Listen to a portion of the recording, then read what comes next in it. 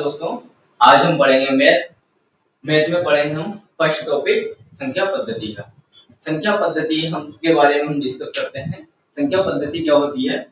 संख्या पद्धति यानी नंबरों की दुनिया। हम रोज रोज नंबर का इस्तेमाल करते हैं, जैसे गिनती करने में, पैसे गिनने में, दुकान पर सामान खरीदते हैं तब संख्या का इस्तेमाल करते हैं।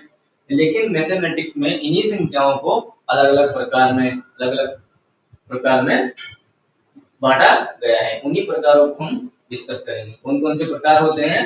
फर्स्ट प्रकार है प्राकृतिक संख्या है, यानी नेचुरल नंबर। क्या होता है नेचुरल नंबर? जहां से गिनती की शुरुआत होती है। गिनती की शुरुआत कहां से होती है? एक से होती है।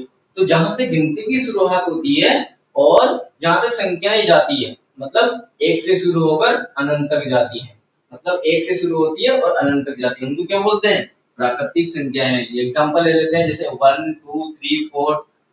यहाँ से कितनी भी संख्या हो सकती है हमारे पास, अनंत से एक से लेकर कितनी भी संख्या हो सकती है।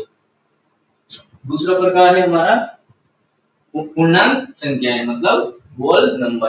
प्राकृतिक संख्याओं में अगर जीरो भी ऐड कर दिया जाए, प्राकृतिक संख्याओं में अगर जीरो भी ऐड कर दिया जाए तो उनको क्या बोलते हैं? पूर्ण संख्याएं। उनको क्या बोलते हैं? पूर्ण संख्याएं। इसके बाद में दूसरा प्रकार है पूर्णांक संख्याएं। पूर्णांक संख्या क्या होती है? जब किसी भी संख्या रेखा पर ऋणात्मक एवं जीरो और धनात्मक संख्याएं उपस्थित हो। एक ही संख्या रेखा पर ऋणात्मक हो, धनात्मक और ऋणात्मक, ऋणात्मक और धनात्मक और जीरो। इसमें कौन कौन सी संख्या आती है पूर्णांक में? ऋणात्मक भी आती है, धनात्मक भी आती है और जीरो भी आता है। एग्जांपल देख लेते हैं, -2 -1 और 0 1 2 3।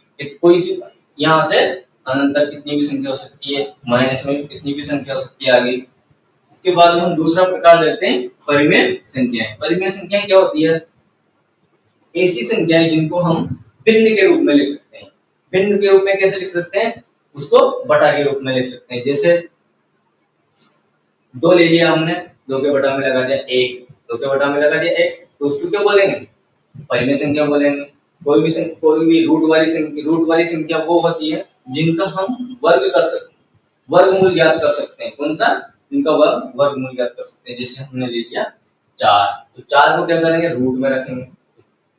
4 में रूट में 4 का वर्ग कितना होता है? 2, तो 2 into 2 करेंगे, इसके 4 का क्या करेंगे? गुणनखंड करेंगे। तो गुणनखंड करेंगे तो 2 into 2 आ गया, और वर्ग से वर्ग कट जाएगा, स्क्वायर से रूट कट जाता है, तो क्या रहता है अपने पास? 2। तो 2 को क्या करेंगे? 2 के बटा में क्या होता है? 1 होता है। तो √4 और √9 भी क्या है? एक परिमेय संख्या है। लेकिन इसमें क्या होता है, जहां इसमें लिखा है जहां q नॉट इक्वल टू 0 नहीं होना चाहिए, मतलब q बराबर 0 नहीं होना चाहिए। इसके बाद में दूसरा प्रकार देखते हैं अपरिमेय संख्या है।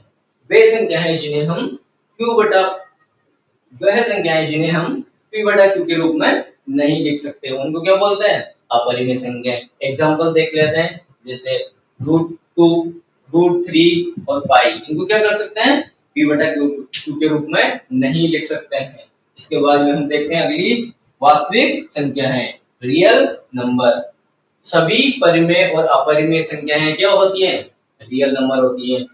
परिमेय संख्याएं और अपरिमेय संख्याएं सभी रियल नंबर होती हैं। तो दोस्तों, आज हमने पढ़ा संख्या पद्धति में बेसिक। इसके बाद में आगे और पढ़ेंगे।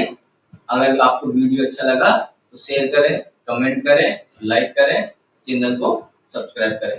धन्यवाद।